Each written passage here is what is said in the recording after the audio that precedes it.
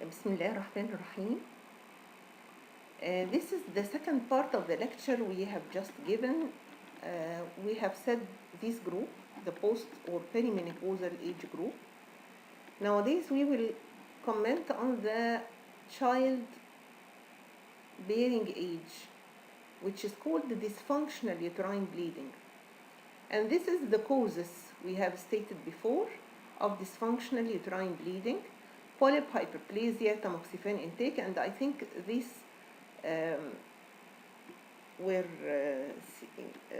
I have another lecture for endometrial thickening. You will find them on. I will stress in this lecture on the pregnancy related endometrial thickening and dysfunctional uterine bleeding. Causes include incomplete abortion with all its spectrum from the retained products and gestational trophoblastic disease and ectopic pregnancy. And don't miss, the endometrial cancer will be like the post and perimenopausal age group. This is our first case. She's female, 24 years old, coming with irregular uterine bleeding. This is the sagittal T2.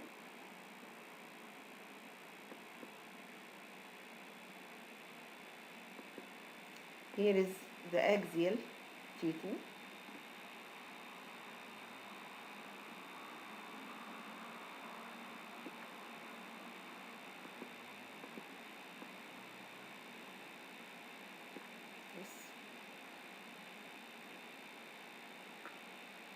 And then we have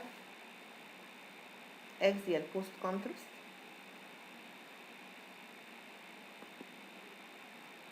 You see here the lesion in the axial post-contrast.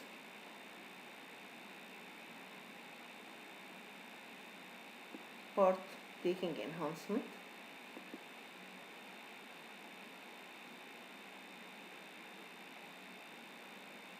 And this lesion on T2 weighted images. The ovaries are normal. So how to describe a case like that? We have here an intracavitary polypoidal lesion. Polypoidal intracavitary lesion, indistinct from the posterior wall of the uterus. There is cystic area is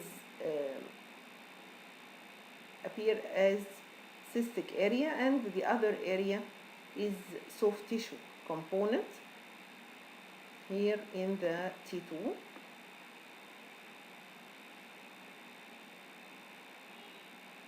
Low signal area, it may be blood. We don't have the T1 without, but here we have on the post contrast also, it is not taking any signal except for the enhancing soft tissue component inside. History in these cases is very important. Ask for recent abortion. Pregnancy test or beta subunit should be asked for before interpretation.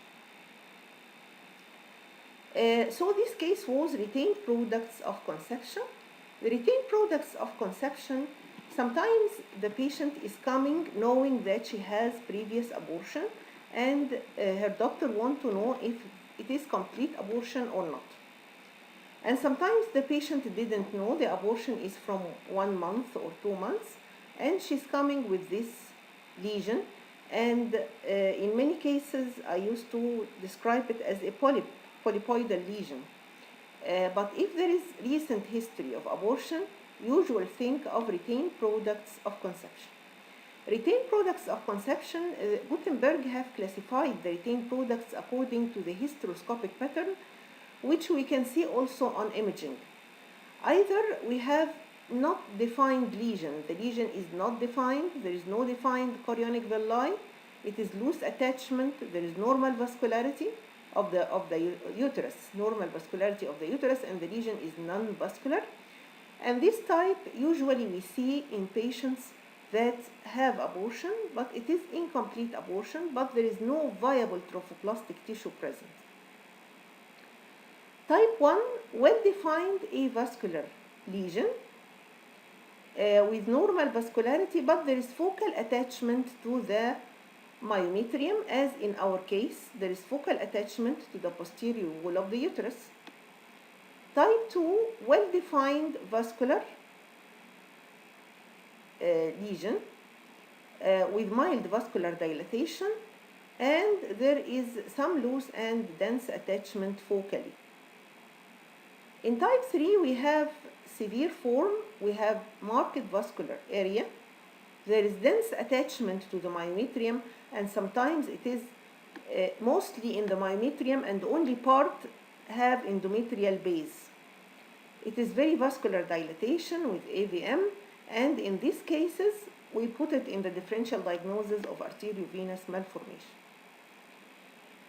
From this slide, I will say that the role of ultrasound is very, very important in these cases before we do MRI. Sometimes the MRI is not specific, but on ultrasound we can trace the endometrial mass, we can see the vascularity, and we can see the pattern of the vascular pattern by Doppler.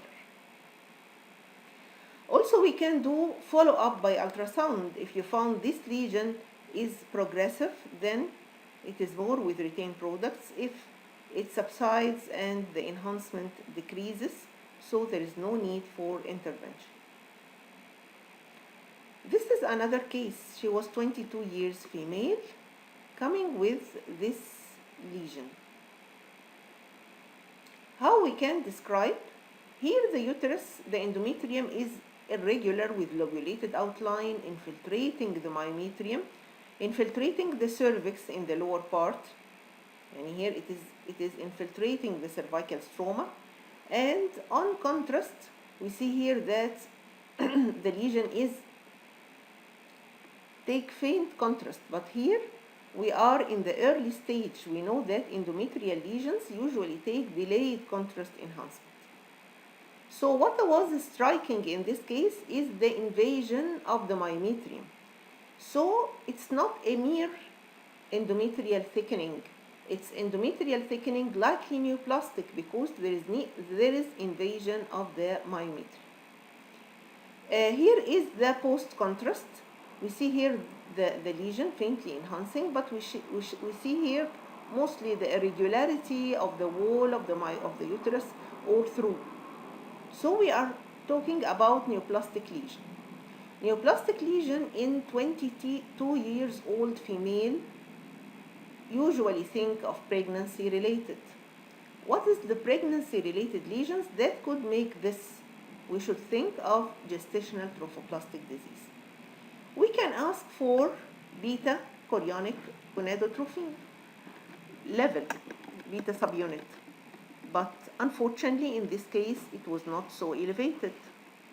Then on asking her for the history, this is the diffusion, there is restriction in parts, and it is restricted in the periphery of the lesion. All this with neoplastic lesion. So, if the beta subunit is not elevated, this makes it's more problematic. But when we found this term, this is one of the types of gestational trophoblastic disease, placental site tumor. It is rare, but we must be oriented from it. On asking the patient history, she delivered 2 months ago, and since these 2 months, she has continuous dysfunctional uterine bleeding. So when there is recent delivery or recent abortion, also think of gestational trophoblastic disease. What is the placental site tumor? A placental site tumor is a trophoblastic disease, may present with heterogeneous endometrial and myometrial mass. As we see in this figure from the literature, endometrial and myometrial mass, although the appearance on MRI can be non-specific. Just you say that it is a neoplastic lesion because it interrupts the junctional zone, and interrupt the endometrial myometrial junction. In the majority of cases, there are cystic spaces and vascular structures. A reported signal intensity of these tumors on T1, it is typically iso-intense compared to the healthy myometrium, and in T2, it is also iso-intense to slightly hyper-intense compared to the myometrium. In our case, it is hyper-intense compared to the myometrium. Another case, she's female, 44 years old. Also coming with dysfunctional uterine bleeding. As we see here, the uterus is markedly enlarged with distended uterine cavity with a large mass, as we see here. The mass is hyperintense to the myometrium. There is cystic changes in the lesion. Here is the coronal. In the coronal, the cystic changes are more evident. She didn't give any history of missed period. She is not oriented that she may be related to pregnancy. And this is the T1. There is hemorrhagic fluid here, and this is the lesion, the mass. So there is large intracavitary mass.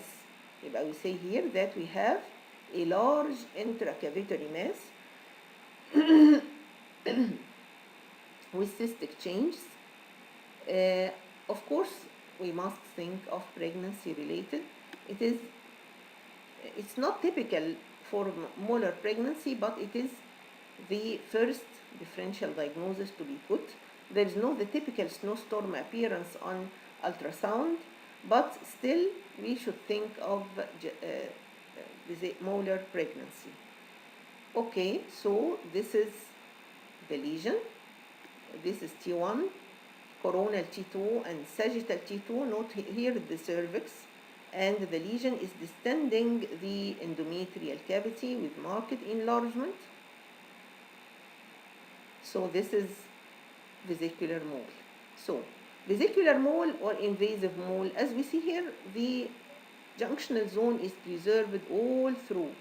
So we are more with vesicular mole. It's not invasive because the junctional zone, of course, when you can see the junctional zone, you must see in all planes and in all cuts, because there may be invasion in only part of the lesion.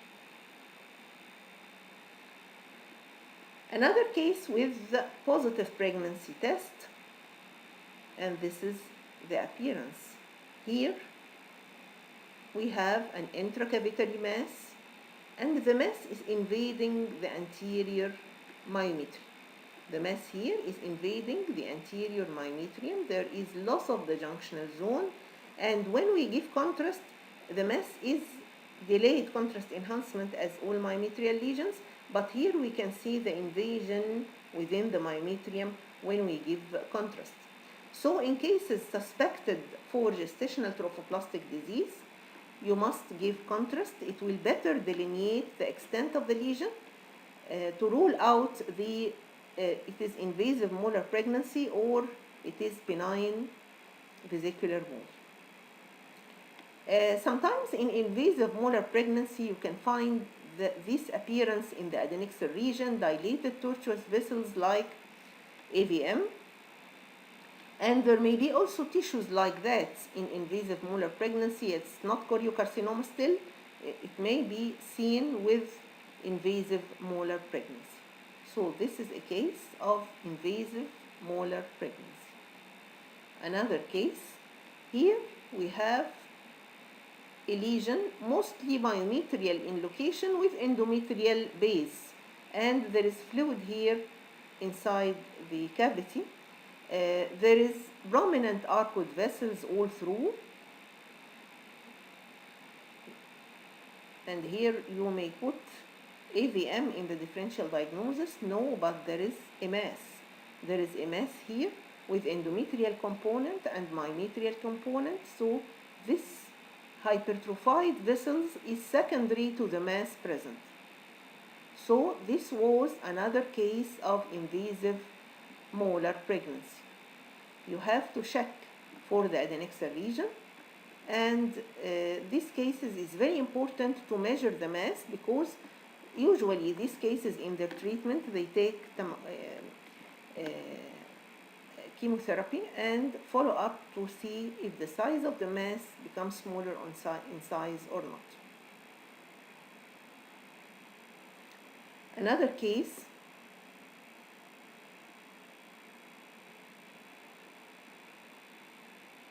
I think she was 30s.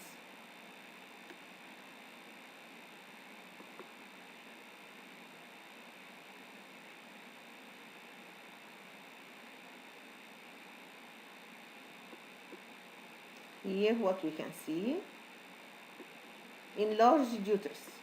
Usually I want you ever to say that the uterus is enlarged. The first description is this is an enlarged uterus.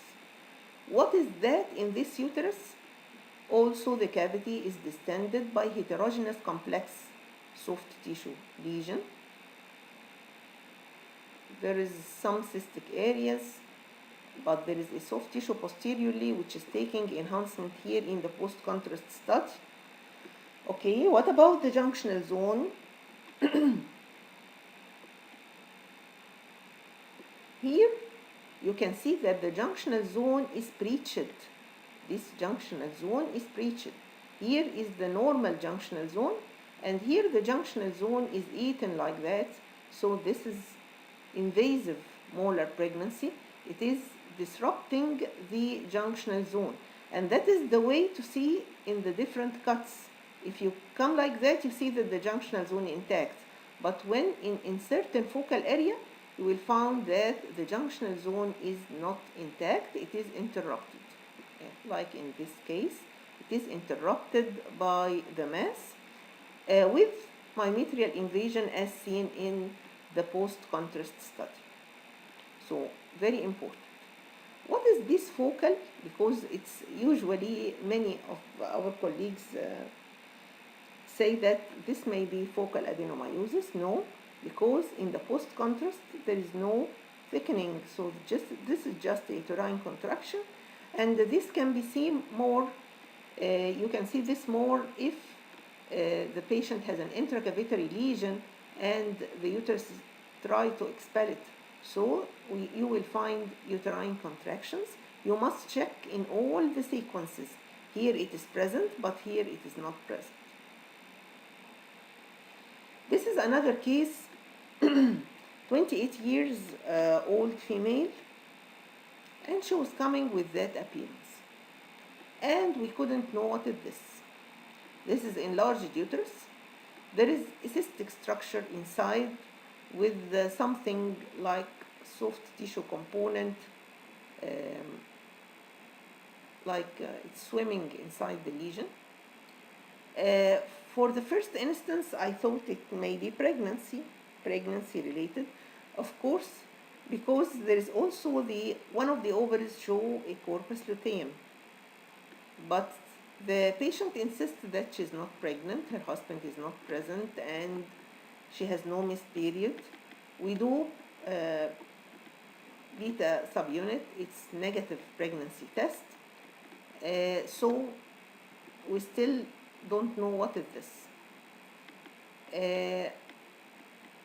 Fortunately, after 2 to 3 days, the patient had severe abdominal colic and she aborted. This is the contrast. There is no contrast enhancement inside, and this is the lesion even, which is take a slightly bright signal for T1. It's not an enhancing lesion. And the patient aborted a degenerated intracavitary fibroid. So in an intracavitary masses, please put it in the differential diagnosis. I will just give a talk on the frequently seen cases nowadays. Usually we have cases encountered every week. Either they suspect retained products of conception. What is the term of the enhanced myometrial vascularity? Gestational trophoblastic disease, mainly the invasive mole, which cause arteriovenous malformation and uterine AVM, and all those will cause uterine bleeding in this age group.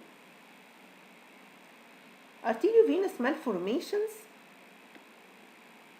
result from the formation of multiple arteriovenous fistulas, communications within the uterus without an intervening capillary network.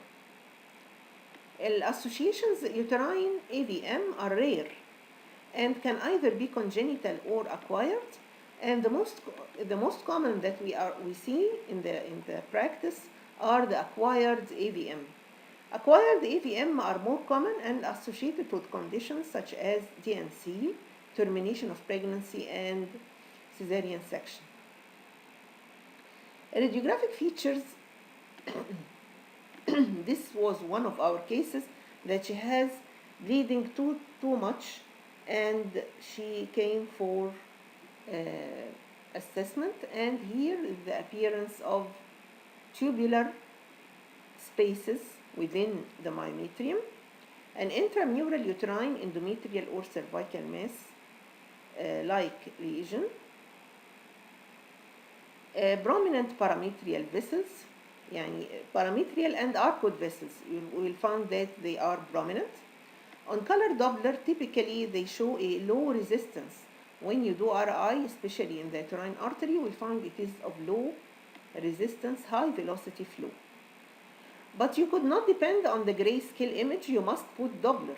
And this is the appearance of Doppler. Note here the endometrial cavity is clear.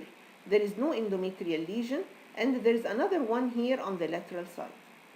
So this is the typical appearance of arteriovenous malformation.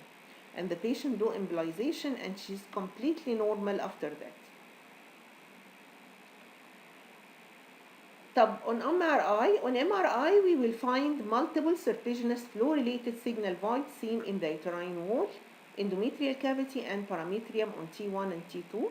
Contrast-enhanced dynamic MR angiography can depict complex serpentine abnormal vessels that enhance as intensely as normal vessels and show early venous return. They will enhance intensely as the normal vessels, and they show early venous return. So this is the dilated, the tortuous AVM vessels like this. Note here the dilated arcuate vessels also. The normal endometrial lining, it is thin endometrium. And here, this is the enhancement in the post-contrast study. Of course, angiography is highly specific to these cases. Angiography is very important if we suspect is it AVM, enhanced myometrial vascularity, or AVM, we can rush to the angiography, which may be diagnostic and therapeutic at the same time. This is a large AVM, hypervascular lesion with early venous filling, and this is transcatheter embolization of this arteriovenous malformation. Is an excellent treatment option in selected cases. Different embolizing materials could be used, liquid embolics like histoacryl or onyx, or particles or microspheres can be put in the lesion, and you can put coils also. Each of them, the intervention radiologist will tailor the examination, the embolizing material according to the size and of the AVM. Retained products of conception. What is retained products of conception? The term retained products of conception refers to intrauterine tissue that develop after conception and persists after delivery or termination of pregnancy or abortion. It will persist. It is part of the conception products. Grayscale ultrasound findings of retained products of conception, we will find thickened endometrial echo-complex, like this one. In this case, the patient comes with dysfunctional uterine bleeding. She gave history of previous abortion, but still she has bleeding. So we have here thickened endometrial echo complex more than 15 millimeter after 2 weeks of termination.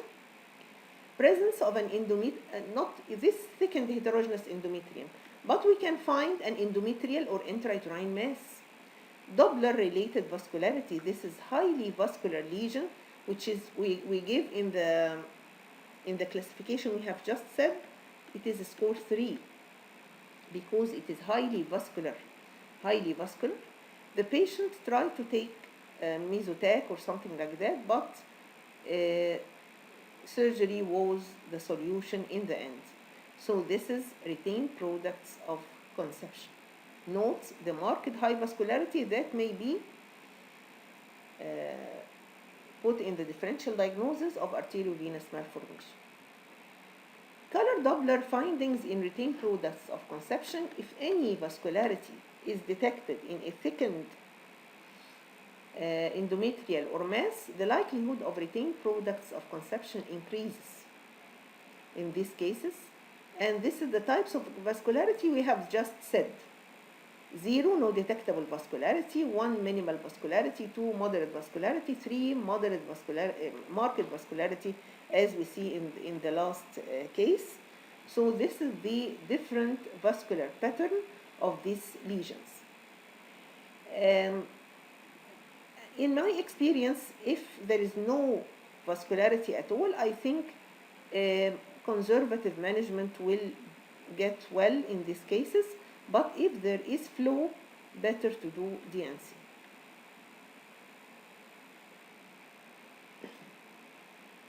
This is another slide.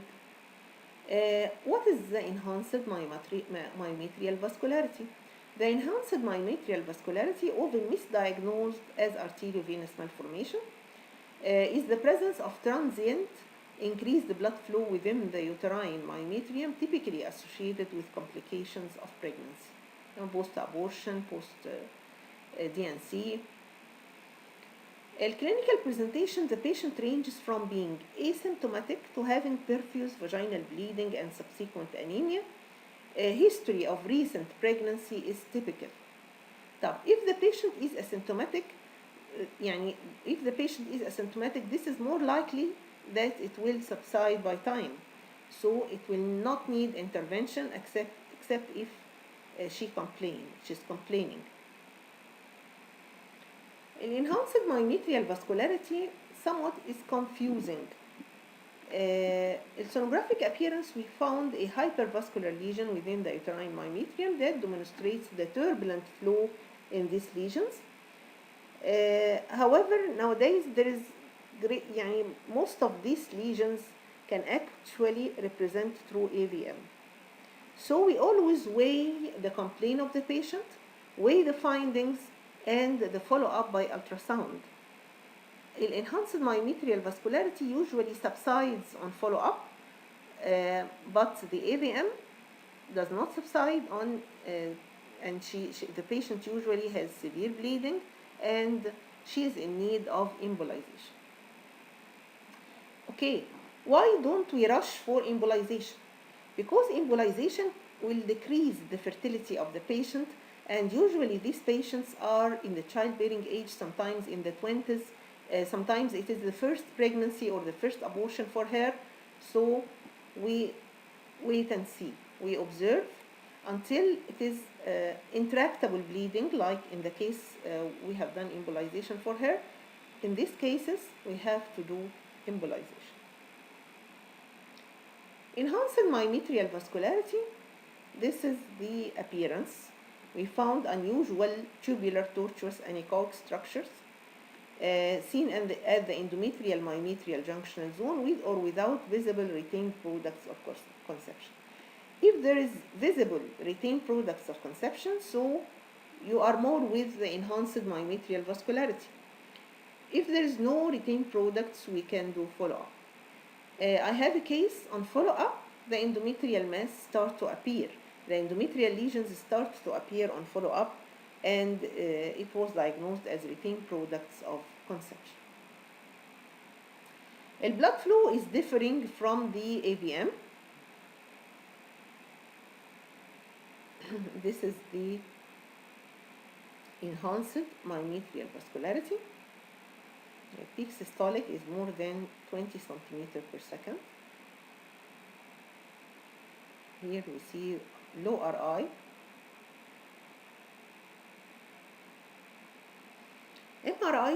MRI in the enhanced myometrial vascularity will show a bulky uterus with ill-defined myometrial mass, with disruption of the junctional zone, ill-defined mass with disruption of the junctional zone, abnormal serpentine vessels, which appear signal void.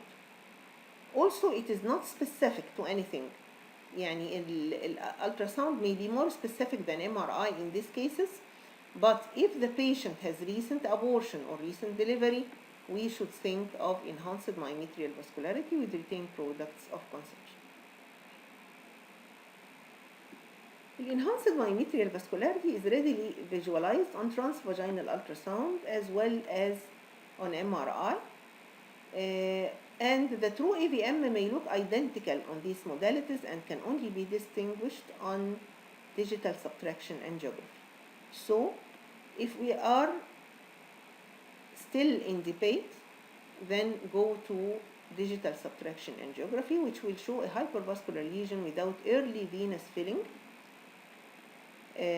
Conversely, in the true uterine AVM, it will show a hypervascular mass with early venous filling. So, if there is no early venous filling, we are more with enhanced myometrial vascularity, and it's no need for embolization. But if there is early venous filling, we are it is a true arteriovenous malformation. As we just said, ill treatment and prognosis depend on the patient itself. It is asymptomatic or has minimal vaginal bleeding, so we can follow. In the setting of retained products of conception, if it is highly vascular, score 3, or في أي abnormal vascularity, the solution that is well is to do DNC. And it is significant and prolonged vaginal bleeding, and we are not sure it is true AVM or not, we can do angiography. So, conservative management, DNC can lead to resolution of the enhanced myometrial vascularity, and radiologically guided in the prolonged and severe vaginal bleeding that caused the patient to have anemia, we can do guided uterine artery embolization, or even sometimes invasive surgical procedures, but the uterine artery embolization is doing well in this result. What is the gestational trophoblastic disease and how to manage? Invasive mole is a tumorous growth associated with gestation and fall under the spectrum of the gestational trophoblastic disease. Due to its aggressive growth characteristics, invasive mole are considerably locally invasive non-metastatic neoplasm. If the serum beta HCG level is elevated, we consider gestational trophoblastic disease, but consider that some of the gestational trophoblastic spectrum, the HCG level is not elevated, as the case of the placental site tumor I have just seen. Radiographic features, ultrasound may be echogenic vascular mass like this one. It is an echogenic vascular mass invading the myometrium.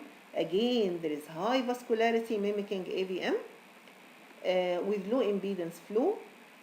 We may find theca lutein cysts on the ovaries or not, but if we found this appearance just for HCG level,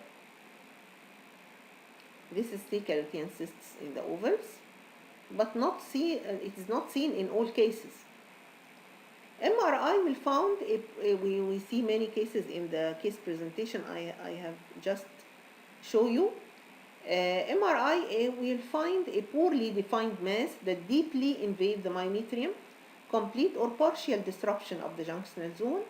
Typical signal characteristics include iso-intense signal to the myometrium, scattered foci of high signal intensity due to hemorrhage. In T2, we'll find mixed signal intensity as the case we have just seen. of the heterogeneous mass in the enlarged uterus, mixed signal intensity. Molar-like structures appear as tiny cystic lesions within the well-enhanced zone of trophoblastic proliferation in the mass of the invasive molar pregnancy with the penetration of the tumor into the myometrium.